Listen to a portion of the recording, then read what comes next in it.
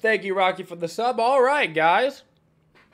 We have the first official, basically, Realm Royale patch notes that we're going to be looking at here, guys. This is going to be early access 2. There is a test server that you can download. If you go to the Realm Royale page on Steam, you will be able to download that from there. It says right here, download test server underneath the early access game description. You can go do that to play on this test server in future test patches.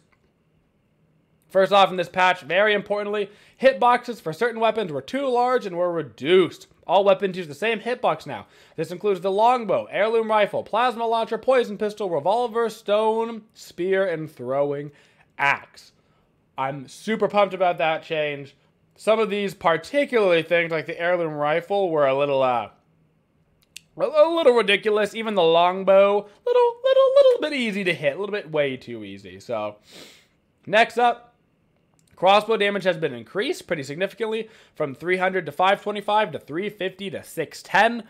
Overall, I mean, you got a 50 damage increase at the start to what, 85-ish, 75-ish damage increase here at the end. That's a huge damage increase for the crossbow, making it a way better weapon, especially considering how fast the crossbow fires. We've got the longbow nerf. The longbow, of course, is the hunter's legendary weapon. Damage reduced from 1,000 to 900. So that's quite nice. I'm not sure how big of a deal that's going to make, because when you think about it, the combo is attack with longbow 900, throw out your legendary ability to do another 700, which is going to be 1,600 plus 900, will still kill you with that triple combo. So it's just going to be more so like a little bit less damage, plus the hitbox makes it harder to hit. But eventually you will be able to, if you are a little bit lower, you won't get like 1-2 shot or whatever from it. So it could help. Heirloom rifle getting nerfed, which is great. 400 to 700, now to 350 to 610. Also, really big, the clip size reduced from 8 to 6. The refire time was increased from 0.8 to 0.9 and decreased the audio volume of firing at long distances. Basically, the heirloom got nerfed like crazy, which is great. Because it was basically the best weapon in the entire game, even more so than some people's legendaries. So, great that that's getting nerfed into the ground. Poison pistol projectile speed been increased, which is cool. Total damage per burst increased from 336 to 600 to 360 to 720. So a pretty nice little buff there for the poison pistol. Pretty much only useful in the early game, but, maybe in the late game if you get really close. But not really, because the shotgun also got buffed like a ton. So there's no reason to ever use the poison pistol when you can have a shotgun. Huge damage increase. 5 to 800, now 6 to 1050. And even possibly more importantly, they increased the clip size from 4 to 5. That's a big deal. Shotgun secondaries are going to be hugely important in close range fights. Like, nasty important. Okay? Sniper rifle damage reduced from 1,200 to 1,100. That's unfortunate because that means it no longer one-shots to the dome. You can have up to 2,400 HP, 1,200 base, 1,200 armor.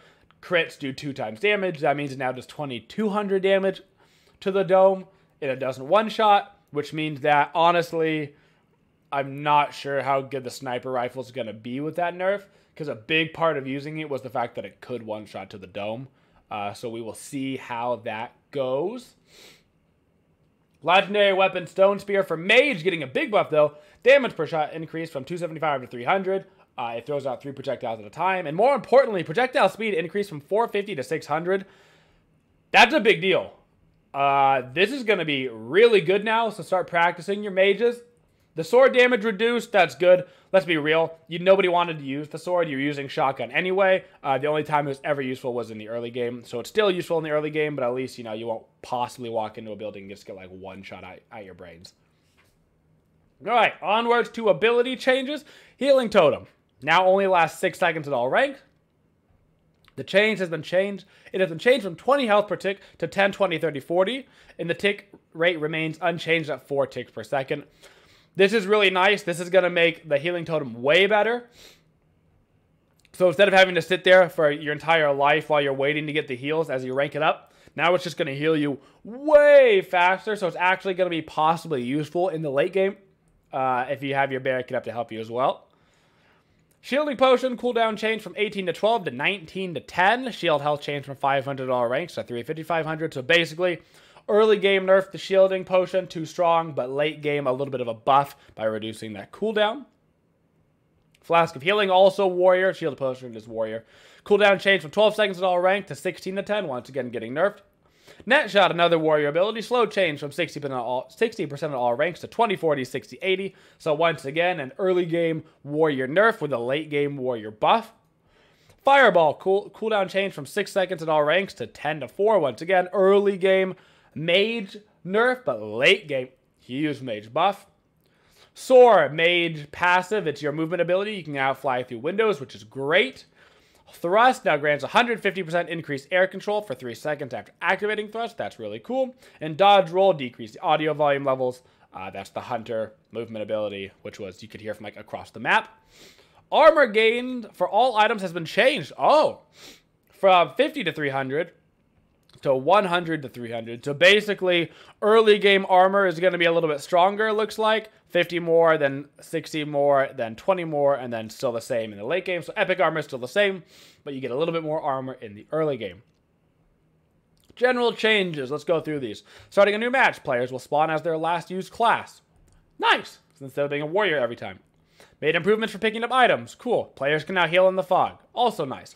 Eliminated chickens now drop a chicken trophy, which can be collected. Chicken trophies replace the nugget chicken leg mechanic that's previously awarded the automatic killer. Cool. So you got to go pick up the chicken trophy so you and your friend don't have to worry about who gets the last hit on the chicken in order to make your legendary weapon. Health and armor potions now automatically get picked up by running over them.